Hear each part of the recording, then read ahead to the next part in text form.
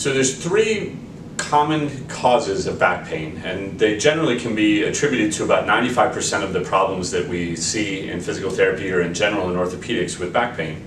The number one cause is some kind of muscle strain or muscle problem or a muscle injury. It can be something that just happened recently, it can be something that's chronic.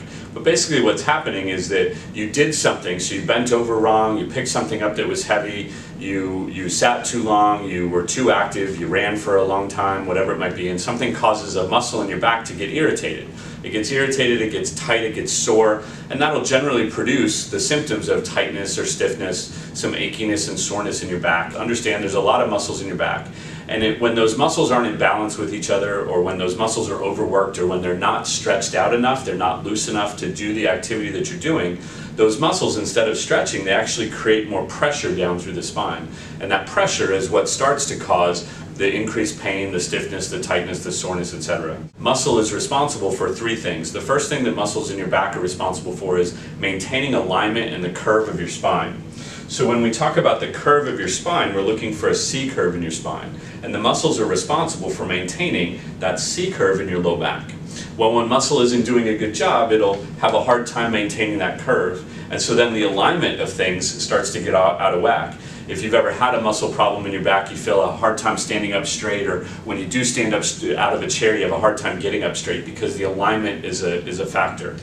The second thing that a muscle does is that the muscles on the side, they absorb impact away from the spine. So as you're walking and you're moving and you're doing things, it keeps that pressure from ending up at the disc or pressure on the nerve, etc. So the muscle is an absorber of impact, an absorber of stress and strain to the spine itself.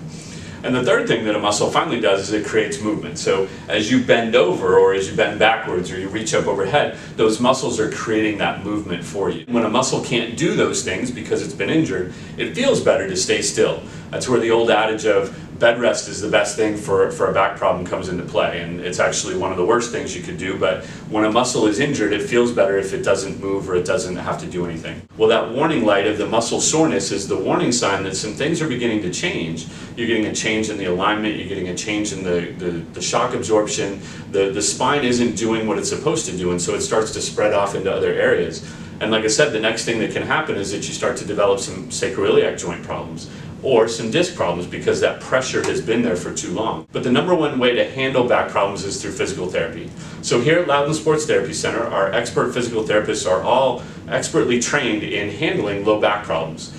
Really, the way that starts is with a full assessment. Somebody's got to take a look at what your problem is and how you move and what's causing the symptoms. Because just like that check engine light, there could be 1,000 reasons for what's going on. It could have originally started out as a muscle problem, but now it's beginning to exhibit some disc symptoms. And each of those things need to be addressed through some treatment. So basically, through a full comprehensive evaluation, we can figure out what are all of the things that are causing that back problem. Get you started on a regimen of things that's going to address them, so that number one, you start feeling better right away, but more importantly, number two, we address this problem before it has a chance to progress into something else. Obviously, the easiest way to do that is when it's a muscular problem. A lot of times people don't handle that problem right up front. They'll wait until it starts to cause some symptoms down the leg. Now that check engine light's been on and it's stayed on for a couple of years or a couple of months at that point. But regardless, we can still handle all of those issues manually through some mobilization and manipulation techniques and hands-on techniques. Get the alignment of the spine back to where it needs to be. Get the control and the support of the spine such that the curves are where they need to be. Get the muscles to be longer and looser. So yes, that's some exercise, but it's also some manual techniques and some other techniques that go into that as well, to getting those muscles to relieve the pressure on the spine, open up the spaces, get the pressure off of the nerve. Yes, get you feeling better, but by getting those curves back to where they need to be, the alignment back to where it needs to be, now it makes sure that this problem is not something that's more likely to occur in the future, or that's going to come back and cause you much greater problems in the future.